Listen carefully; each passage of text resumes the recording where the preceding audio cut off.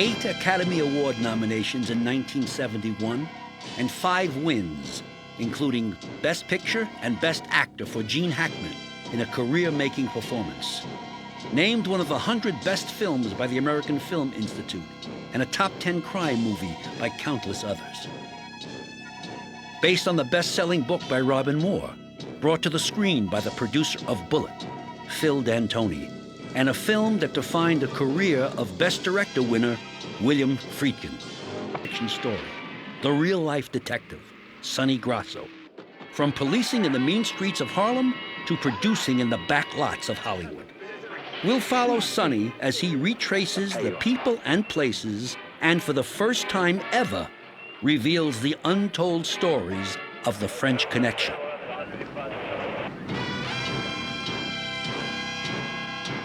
I'm Sonny Grosso, and now I want to take you on the same ride I took making the connection. From the start, I loved being a cop. It was like being a kid again. They give you a badge, they give you a gun, and a red light to put on top of your car. And you could tell the people up against the wall. What the hell is better than that? For all the success I've achieved in my life, I owe it all to one person. My good friend, the best cop that ever lived, God rest him, Edward Egan. When I first got to work with Egan, everybody else they called by their last names. He was the only guy they called Mr. Egan. I never knew why until I saw him in action. He'd grab them by the lapels and say, Mr. Egan. He did not mess with Sonny. Eddie had the bluster, but Sonny had the iron fist. Sonny Grosso was the kind of guy that, if I was a cop, I'd want him for a partner. Yeah, they say the good cop, bad cop. Eddie and I made thousands of arrests, and that's from a team that nobody wanted to be together. Do you believe all this crap? I go with my partner. We were rated number 1 and 2, and that went on for 11 consecutive years. Well, first, I think it was the incredible work ethic. I think you guys sometimes did 400 collars in a year. I mean, I don't think that's been equal since. We developed month after month. I found out that he was as courageous as I was. He'd go to the roof, I'd go through the door, he'd slide down a banister. He did all the crazy things that I did. And they've written a lot of articles about us. All I can say is they're all true. He had met Walter Winchell through another partner of ours, Richie Pardo, and Eddie Egan and Winchell became very good friends. And so anything we did, Eddie would have reporters there before we even got people to the precinct. I remember a collar that we grabbed the guy with a half a kilo, and when I got to the precinct, the reporters were there already. And the reporters said to me, how did you feel when he lowered you down into the sewer to get that key to the locker box? And I kind of looked at Eddie, looked at the reporter, and I said, let me think about that. I took Eddie outside. I said, what the hell are you telling these people? He said, listen, they'd like to hear those things. The thing is, we have to make the arrest, lock up the bad guys. Let them read something in the paper the next day. In 1961, the bad guy everybody wanted was Jean Jahan, the French Godfather. Jahan and his cronies were bringing in 60 kilos of heroin into New York City every 6 weeks for 25 years. When my partner Eddie Egan and I finally put these humps away, it changed my life in ways I could never imagine. The French Connection meant there were street connections, there were Spanish connections, there were black connections, there were Italian connections. He was off, and everybody was sitting there listening to every single thing he said. So Eddie was always thinking book and movie, and he's responsible for a lot of what happened. When we started to write this book, Eddie and Robin Moore were bar hopping. They were enjoying themselves, they were having lots of fun, lots of laughs, but there wasn't a lot of writing being done. I said, let's go down to Jamaica where we can be relaxed and work and nobody will be around, nobody can bother us, and we can really work. So Eddie said, well, I don't want to go down there because they got anacondas there. Eddie was always afraid to go out because he was afraid that anaconda snakes would get him. And I didn't tell him the word. I really didn't tell him the word then. I wanted to keep him around me, so he didn't go out. The French Connection book finally came out in February of 1969. A master bit of storytelling. A riveting account of the biggest heroin bust in history. The authentic flavor of the French Connection is the sort of thing that I try to introduce to my own works. The absolute fortune of having Robin Moore listen to Sonny and Eddie. When I heard Phil D'Antoni, the producer of Bullet, was interested in the French Connection book and wanted to meet Eddie and I tell you, I was completely bowled over. It was a good story, but I just couldn't see making a movie out of it at that moment. But that's before he met Eddie Egan. Suddenly, it came together. And all of a sudden, out of the woodwork comes a guy named G. David Schein. And he told Robin Moore that he could get the money to do this movie. He said, well, can you give me some kind of an okay? And I said, look, I can't give you anything, but I'll just sign my name on this cocktail napkin to show you that we've discussed it. So I wrote my name on a cocktail napkin and handed it to him. Just my autograph on it. I said, David, let's do this movie, and Robin Moore on the cocktail napkin. And that was the beginning of the end. And he produced a napkin that was all kind of shriveled up. It was a paper napkin. And he said, here, look at this. And since our option had technically expired in the interim period, his claim was pretty good. So he said, this is it, and this is my claim, and I'll take you to every court in the land to prove my rights. I said, Robin, what the hell is this story about Phil and Billy are not doing this movie anymore? He said, Sonny, if you want them to do the book, they got it. They got the book. You give it back to them. So I called up Phil D'Antoni, and I told him, I says, Robin says you still got the book. And Phil told me, you know what? This is the most important phone call you'll ever make in your life. And it really was. Fox was getting very nervous because they wanted this picture made, and we had about 4 or 5 more weeks in pre-production. I said to the guys that connected with French Connection, guys, don't let this go into a lawsuit. Don't protest. I've been in the business a long time, which I was even then. It's going to take years and the picture will never get made. And what's more, Zanuck and I may not be here to superintend it, which was prophetic. Zanuck and I were fired not long before the picture was completed. We didn't even get to see the movie except through a bootleg print. So I guess my advice was good. G. David Schein made an awful lot of money on that shriveled up napkin that Robin signed, but he had to agree on one thing. He would never show up, ever, on the set. He was persona non grata, and he kept his word. The next thing I know, after I meet Phil D'Antoni, I hear that he's bringing in a director named Billy Friedkin. And I knew a lot about Billy. I knew about his documentary background. I knew about the grittiness that he had shown when he did a movie, a documentary about a man who was on death row. Billy, again, it was an instinct. He felt right. He told me that he wanted this film about the French Connection to have a documentary look and feel. And I said, well, it sounds extraordinary. What I'd like to do is meet the 2 police officers who broke the case, and let's see if we can find out something through them about the personality of the case. Not just the storyline, but the people who made this thing happen, both from the police standpoint and from the other guys, the bad guys' standpoint. And then when Billy come walking into the room, he looked about 20 years old. And I kept looking at this guy, and I said, this is the guy that's going to do this movie? Boy, was I wrong about this guy. So now I meet these 2 guys who were almost humorous in their approach to street crime. Sonny's approach to a case was pessimistic, while Eddie's was optimistic. So Eddie was Popeye and Sonny was Cloudy. And this is what intrigued me the first time I met them. These 2 guys were so extremely different that I thought, you know, this is interesting. The next person on the list to meet was a writer by the name of Ernest Tidyman. I was shocked when he walked into my office because I was expecting a black person, an African American. I mean, because Shaft obviously was about Afro-Americans.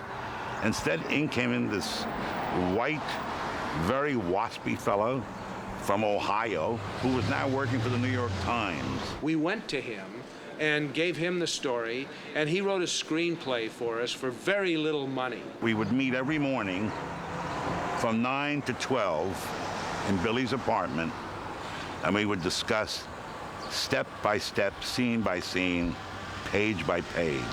It was, you know, I think it was $5,000. It was something, a minuscule amount. And then Ernest would go off at 12 noon, write the pages, and the next morning we would meet again, read the pages, correct them, and go on to the next thing. And that was how that script got written. Phil and I spent over a year trying to get a studio to make this picture. Every studio turned this picture down, most of them twice. It got turned down by everybody for various reasons. David Brown and his partner Richard Zanuck ran the 20th Century Fox movie studios. They had recently produced Patton, MASH, and Butch Cassidy and the Sundance Kid. As a producer, I always ask another producer or director or actor, have you got something for me? And Phil said, I've got something, but everybody has turned it down. The fact that it was based on a real incident and the characters were very much alive and different. And I just, it just struck me as a great piece of material. You can't describe what you like in a script in intellectual terms. It's emotional, it's visceral, it's in your gut. Sometimes the gut is right, sometimes it's entirely wrong. In this case, it happened to be superbly right. What I saw in French Connection was what I see in a girl that I fall in love with. The script excited me. Go ahead. He said, I don't know why I'm doing it. I just have a hunch that it might work. And that's how it got greenlit. We went to meet Phil D'Antoni and Billy Friedkin in a hotel in Midtown. Fox wanted a contract signed by Eddie and I. At that time, there was no moonlighting in the police department. And Eddie said to me, you got to sign this. I said, I'm not going to sign it. I'm a first-grade detective, and I don't want to lose that, and I'm not going to risk it. So he said to me, well, look, wait outside. And Eddie came out and he says, it's okay. It's a handshake. 5 years later, I found out that Eddie went back in, got the contracts, said to them he was taking them out to me, went into the bathroom, signed his name to one contract and my name to another contract. So you see, Eddie was going to make this movie. Nobody was going to stand in his way. The casting of this film was all in the hands of the movie god, because I must admit that we didn't know precisely what we were doing, D'Antoni and I, and we were shucking and jiving to put a cast together. Originally, we offered the lead role to Peter Boyle, who had just come off a film called Joe, and Peter Boyle was terrific in it. He turned it down. He wanted to play romantic leads. The next thing I heard, they were considering Jackie Gleason to play Eddie Egan. Gleason was a big, heavy-set Irishman with a very dark demeanor, even though he was a comedian. I thought he would be perfect to play Egan, but the studio wouldn't go with him because he had just made a film for them called Gigot, which was kind of a silent comedy made, and it didn't work, and so they said, no, we don't want to go with Jackie Gleason. Jimmy Breslin, I thought was an excellent idea. I mean, just, he looked the part. And I think Eddie and I almost fainted then. I think we both felt, not this guy who goes around writing things about cops that are not positive at all. But I knew him, and I thought he was an interesting guy. I auditioned him, and for about a week, and he couldn't cut it. It was clear he could not act. And then on the last day, he said to me, isn't there a car chase in this movie? And I said, yeah, Jimmy, there is. He said, well, you know, I don't drive a car. He said, I promised my mother on her deathbed that I'd never drive. I said, oh, well, you're fired. He called up the people at Fox and said, if you're interested in us doing this with Jimmy Breslin, why don't you hire Egan to play his own part? He's an actor. He's been doing this. He's got way more experience than Breslin ever had. So why don't you consider him? And for a short time, they talked to us about playing our own parts in the movie. When we walked out of that meeting, I looked at him and I said, holy shit. And Eddie said, why not? He always was ready for any challenge. Well, thank God they got their senses together and went with Hackman and Scheider. Our first meeting with Danica Brown about casting was terrific because we were anticipating them wanting some big star. So they came in and they said, I think we can get so-and-so and so-and-so. And I said, wait a minute. I don't see this. I'm not looking for big stars. I'm looking for the reality. And they said, oh. And they were bowled over when we didn't want Robert Redford, Paul Newman, Clark Gable.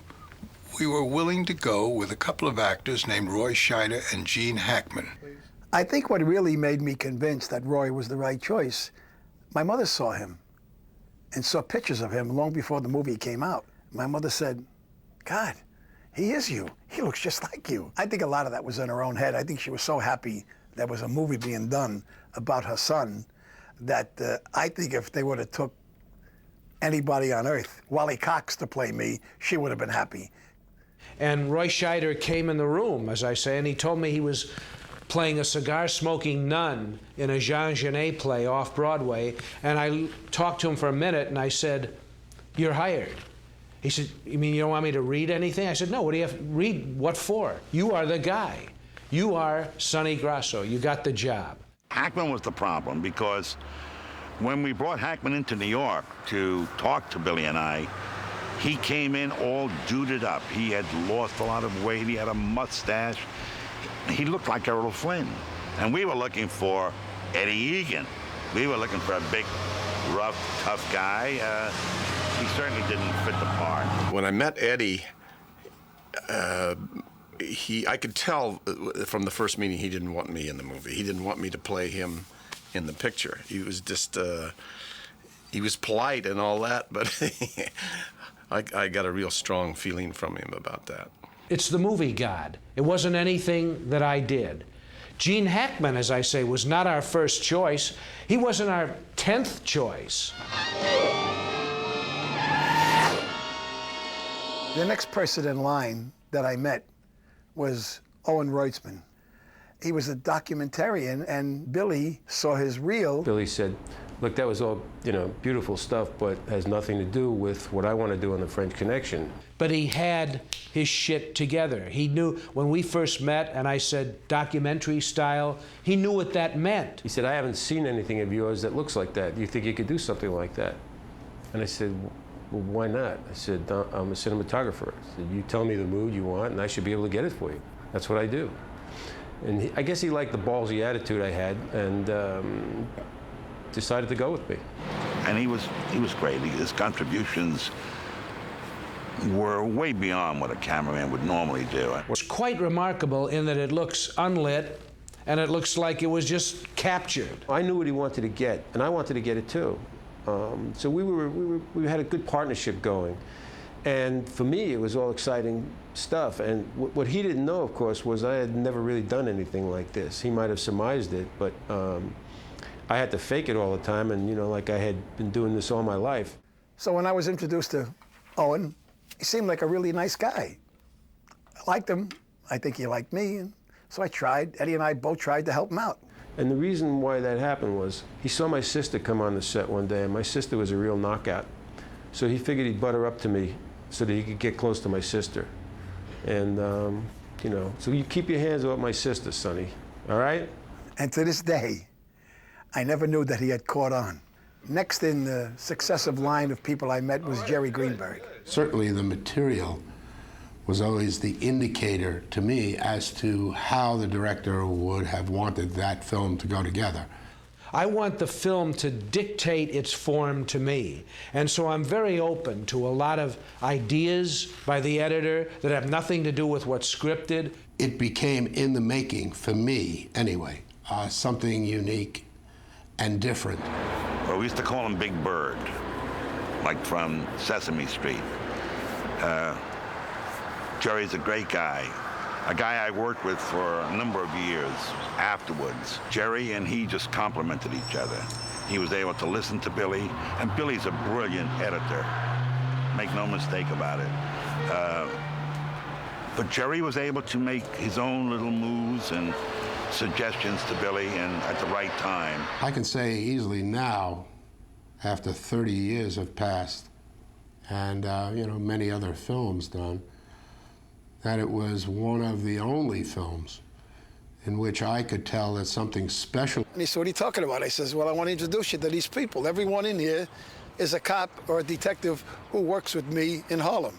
We just made the film from the particles of life that we had picked up that involved the way Egan and Grosso actually worked. Billy Friedkin had said to me, you know, after I'd gotten the role, he said, I'd like you to come into New York, you know, a few weeks early and just kind of hang out with the guys a little bit. And so I thought it would be, you know, we'd be in an office someplace and you'd be telling Roy Scheider and I your experiences and what it was like to be a cop. And I had no idea we were going to be in the police car and in some of these areas that didn't look like Hollywood to me, you know. And I think they attribute a lot of the authenticity to the fact that they saw it all with their own eyes. And we were just watching. I don't think either one of us got out of the car for the first 4 or 5 days. We were just kind of stunned by the enormity of what was going on in the streets and what you guys were doing. They came with us for 2 months. They came to the precinct, they came out on arrest, they went to, we had shooting galleries together, and Hackman's attitude was, he was a Midwesterner, he had spent some time in New York, but if he wasn't anti-police, he was close to it. We locked up some guys, grabbed them with junk. Hackman found the junk. Hackman picked up the junk and gave it to us. Okay, get in the car. On the way over, he says, what are you gonna do with this guy? I said, we're gonna lock him up. Yeah, but I found the junk. I said, yeah, so who found it? I saw it, you picked it up. Yeah, but I'm not a cop. I said, will you relax? I says, don't worry about it. I can't. If a guy goes to jail, I said, the guy had junk. He had 30 bags of junk on him. I'm not a cop. I said, relax. But Hackman got an idea then what it's like to deprive somebody of his freedom. I think like a lot of people that don't have the advantage of really being around police, especially liberals. I consider myself a liberal, and I think that police tend to fall into a category of something less than sensitive. And I think that was probably my attitude prior to doing French Connection, that I was above that. My whole sense of that just totally changed, that I was, and still am, very sympathetic to police all over the United States. Tough job. Hackman needed a little private tutoring to be able to play the part of Eddie, because Eddie was a type of character that Hackman had never met before. He didn't have a New York accent, which Egan had the thickest New York accent imaginable. All right, what's going on over there? You know, that's how Egan would sound. All right, Popeye's here. One thing about Sonny I always remember when we were out driving around is that he never stopped at a stop sign. He would just look both ways and go. Never stopped at a sign. Never stopped at a red light. And I thought, well, that's great that a cop can do that. You know, they take that advantage of the law and get away with it. And but he did it in a lovable way. French Connection began filming on November 30th, 1970, and we had trouble right from the very start. Billy, remember, Gene wanted to quit the first day. He had difficulty. It was 22 takes on the first day of shooting, trying to slap a dope peddler in the face. Gene is not that way. I was. I couldn't really bring myself to really lay into this guy. And when it was over that day, I knew it wasn't a successful day of shooting. I said to Billy, Bill, I don't think I can do this. Billy kept saying, I think we got the wrong guy. And then Gene was whispering to me, I don't think I can handle this part. So I was supposedly about half convinced of my not being in the picture. You know? He had to treat people like chattel, and Gene could not really find it within himself to do that convincingly at first. It went against the grain of everything that he felt. It really is something that it's very tough for me. And I was being this sensitive actor, you know. I went to Billy. I said, you want me to stand in for him? I'll slap him all over the place. Think of the French Connection chase, you got to think of Mr. Phil D'Antoni. Phil D'Antoni got everybody in the room and he said, look, I'm giving you one mandate on this film. He said, I just finished a film called Bullet that had the greatest chase ever done. And he said, my mandate to all of you is that I want this chase to be better. But how could we top this great chase that was done in Bullet? That was the question. And we kept putting it off and putting it off. We didn't even want to talk about it. Finally, we were walking up Park Avenue. And we walked for 55 straight blocks through the streets of New York. And we just let the sound and the feeling of New York pervade our thoughts. We were recalling that there used to be an elevated train there. So we started thinking, what could we do that's different from what they did in Bullet, where two cars are chasing each other? And the idea hit me first, that if we had part of the chase on the L and part of it in an automobile. Phil gets made. The movie wins 5 Academy Awards. Well, it's great because my whole career was started by the French Connection. It was beyond words. I mean, I have difficulty even now explaining it. It's the greatest. It's the greatest thing that could have happened to me career-wise. The first thing I think about when I think of the French Connection is my check stubs, you know, my royalties. Billy Friedkin, the director, taking his statuette and putting it in front of me at the governor's ball and saying, here, this is yours. Oh, if I could have only kept it. I didn't think I was going to win, no. I finally did come out after some prodding. And I was blown away. Here's my first picture that's ever released, and I got an Oscar nomination. Wow. And then, of course, you know, what happens is I was really pissed when I didn't win. Because I thought I should have. And so did my mother. My betting on the subject and on Friedkin had been correct. And sitting there in the audience and watching 5 people who I'd been working with come up and get their awards was very exciting. We set the marker that the rest have to come up to. And you know, if you look at the French Connection, it still holds up. It still works. I had done other things as an actor prior to the French Connection, but I think I got grounded. I really felt that I knew more about my craft after that, the kind of commitment it took to make that character work. I really like Phil D'Antoni. If all the producers, you know, could be like him, I would work to 90 years old. Of course, that's not always the case. Last days on the job, Eddie and I, Mr. Narcotics is what they called him. He led the squad in collars every year. Situation develops. They come up with a new routine. They're going to send all the experienced detectives out to the outlying precincts. And nobody's ever going to touch Egan. They might send everybody else, but not going to touch Mr. Narcotics. This guy, the guy who was Narcotics, is leaving.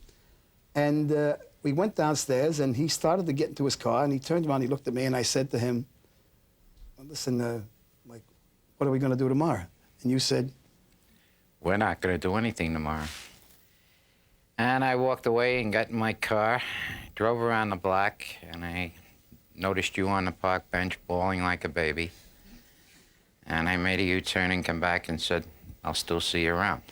I want to thank Phil D'Antoni, Billy Friedkin, Dick Zanuck, David Brown, 20th Century Fox, and especially my partner, Eddie Egan, for making all of this possible. I'm just happy I was able to complete this ride before I, too, go to that big precinct in the sky. Remember this, Ed?